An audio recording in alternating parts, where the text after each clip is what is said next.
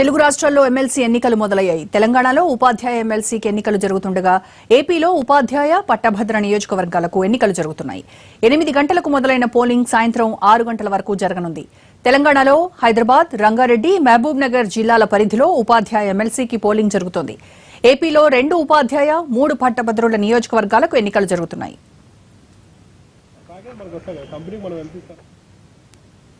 హైదరాబాద్ లో జరుగుతున్న ఎమ్మెల్సీ ఎన్నికలపై మరింత సమాచారం మా ప్రతినిధి రాధాకృష్ణ లైవ్ లో అందిస్తారు. రాధా, ఎమ్మెల్సీ ఎన్నికల పోలింగ్ ఎలా జరుగుతోంది?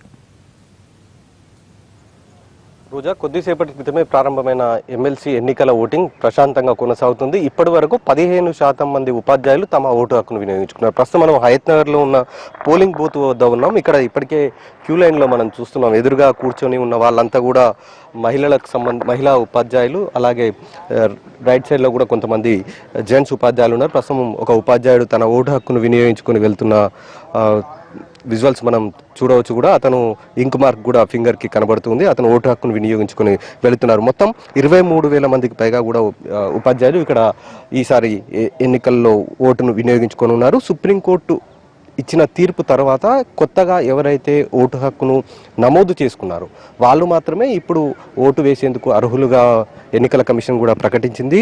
ఆ ఓటును వినియోగించుకునే వారికి కూడా ప్రత్యేకంగా ఓటర్ గుర్తింపు కార్డులను కూడా ఇచ్చింది. ఒకవేళ అవి లేని వారు మాత్రం తమ వెంట ఏదైనా ప్రభుత్వ గుర్తింపు కార్డు, ఆధార్ కార్డు కావచ్చు, లైసెన్స్, ఇతర ఏదైనా ఆధార్ గుర్తింపు కార్డును తీసుకొని రావచ్చు. అలాగే డాక్యుమెంట్స్, ఒరిజినల్ డాక్యుమెంట్స్ ఉన్నా కూడా వాటిని తీసుకొని వచ్చినా కూడా ఓటును వినియోగించుకోవడానికి అనుమతిస్తున్నారు ఇక్కడ పోలీసులు. ప్రస్తుతం మనం చూస్తున్న ఈ హయత్ నగర్ పోలీస్ స్టేషన్ వద్ద ఇప్పటికీ 15% మంది వరకు కూడా ఉపాధ్యాయులు, ఓటర్లు తమ ఓటు హక్కును వినియోగించుకున్నారు.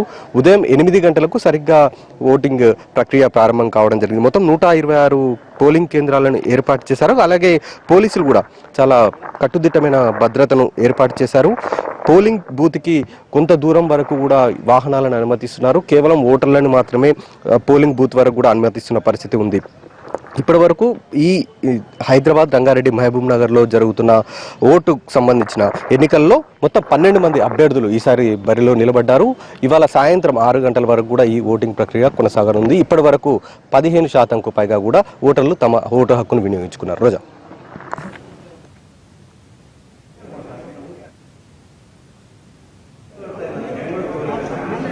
రాయలసీమ పట్టభద్రులు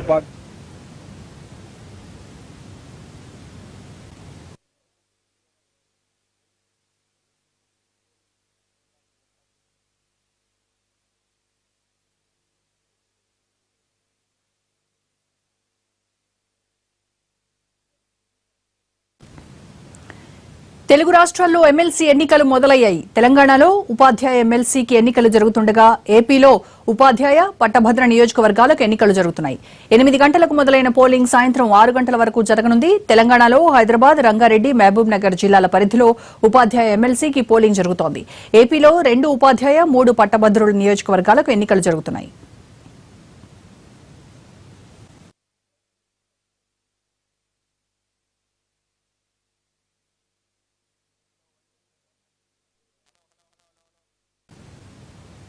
ఇక చిత్తూరు జిల్లాలో జరుగుతున్న ఎమ్మెల్సీ పట్టభద్రుల నియోజకవర్గం ఎన్నికలపై మరింత సమాచారం మా ప్రతినిధి దామోదర్ లైవ్ లో అందిస్తారు. దామోదర్, జిల్లాలో ఎంతమంది ఓటర్లు ఓటు హక్కు వినియోగించుకుంటున్నారు? పోలింగ్ ఎలా జరుగుతోంది? రోజా, తూర్పు రాయలసీమ పట్టభద్రుల టీచర్ల ఎన్నికలకు సంబంధించి పోలింగ్ ప్రక్రియ ఉదయం 8 గంటలకు ప్రారంభమైంది. ప్రక్రియ మందకోడిగా కొనసాగుతుంది. చిత్తూరు జిల్లా వ్యాప్తంగా 73,683 మంది పట్టభద్రుల ఎన్నికలకు సంబంధించి తమ ఓటు హక్కును వినియోగించుకున్నారు. ఇందుకోసం 108 పోలింగ్ బూతులను ఏర్పాటు చేశారు. అదేవిధంగా ఉపాధ్యాయులకు సంబంధించి చిత్తూరు జిల్లాలో 8,641 మంది తమ ఓటు హక్కును వినియోగించుకుని ఉన్నారు. ఇందుకోసం 69 పోలింగ్ బూతులను ఏర్పాటు చేశారు. తూర్పు రాయలసీమకు సంబంధించిన మొత్తం గ్రాడ్యుయేట్కు సంబంధించి 2,18,356 మంది ఓటర్లు ఉండగా, అదేవిధంగా ఉపాధ్యాయులకు సంబంధించి 20,121 మంది ఓటర్లు ఉన్నారు. మొత్తం మీద ఓటర్లను 59 చిత్తూరు జిల్లాకు సంబంధించి 177 పోలింగ్ కేంద్రాలు ఏర్పాటు చేయగా 59 సమస్యాత్మక, అతి సమస్యాత్మక పోలింగ్ కేంద్రాలుగా గుర్తించి పెద్ద సంఖ్యలో బందోబస్తు నిర్మించారు. ముఖ్యంగా ఎక్కడ ఎటువంటి ఇబ్బందులు తలెత్తకుండా పూర్తి స్థాయిలో అధికారులు ఏర్పాటు చేశారు. ఇక్కడ మనతో మాట్లాడడానికి డిఎస్పీ కనకరాజు గారు ఉన్నారు. ఆయన అడిగి తెలుసుకుంటాం. సార్, ఎటువంటి ఏర్పాట్లు చేశారు సమస్యాత్మక పోలింగ్ కేంద్రాలు? సమస్యాత్మక పోలింగ్ కేంద్రాలు దాని ప్రకారం బందోబస్తు ఇచ్చాము. మాకు ఎలక్షన్ కమిషన్ ఇచ్చింది. దీని ప్రకారం అదే రేంజ్లో బందోబస్తు ఏర్పాటు చేశాము. వెహికల్స్ గట్రా పార్కింగ్ లేకుండా దూరంగా పెట్టుకునేటట్టు ప్రతి ఒక్క ఓటర్ కూడా ఒక సెల్ ఫోన్లు అయితే క్యారీ చేయకుండా రావాలా. వాటర్ బాటిల్ కానీ ఇవేవి తీసుకురాకూడదు. ప్రశాంతంగా జరుగుతుంది మొత్తం అన్ని చోట్ల. మొబైల్ పార్టీస్ తిరుగుతున్నాయి, స్ట్రైకింగ్ పార్టీలు, స్పెషల్ స్ట్రైకింగ్ పార్టీస్ కూడా తిరుగుతూ ఉన్నాయి. అందువల్ల ఎటువంటి ప్రాబ్లం లేదు. ప్రస్తుతానికైతే పోలింగ్ ప్రశాంతంగా జరుగుతుంది.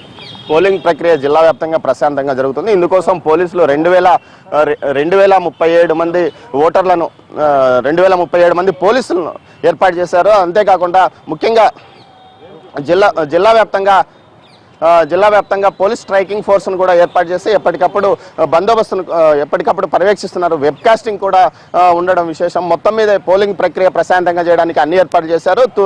పట్టుభద్రులకు సంబంధించి 14 మంది బరిలో ఉన్నారు. మరియు నోటాను కూడా వినియోగించుకోవడానికి అవకాశం ఏర్పాటు చేశారు. అదేవిధంగా ఉపాధ్యాయుల ఎమ్మెల్సీకి సంబంధించి 9 మంది బరిలో ఉండగా నిన్న సాయంత్రం స్వతంత్ర అభ్యర్థిగా ఉన్న చదలవాడ సుచరిత తన పోటీ నుంచి తాను తప్పుకున్నట్లు తెలిపింది.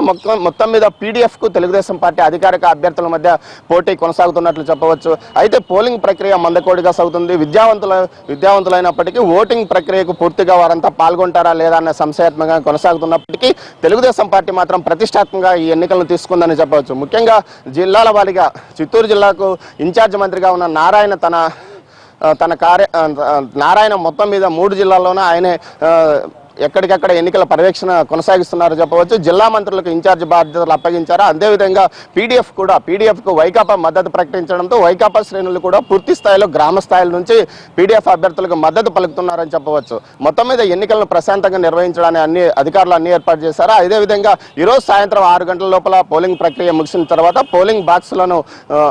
బ్యాలెట్ బాక్సులను నేరుగా చిత్తూరులోని కేవీఎం కాలేజీకి తరలించినారు. అదేవిధంగా రేపు సాయంత్రంలోగా మిగతా నెల్లూరు, ప్రకాశం జిల్లాలకు చెందిన బ్యాలెట్ బాక్సులను కూడా అక్కడికి తరలించడానికి అధికారులు ఏర్పాటు చేశారు. అదేవిధంగా 20వ తేదీ జరిగే కౌంటింగ్ కు అన్ని ఏర్పాట్లు పూర్తి స్థాయిలో ఏర్పాటు చేసినట్టు చెప్తున్నారు రోజా.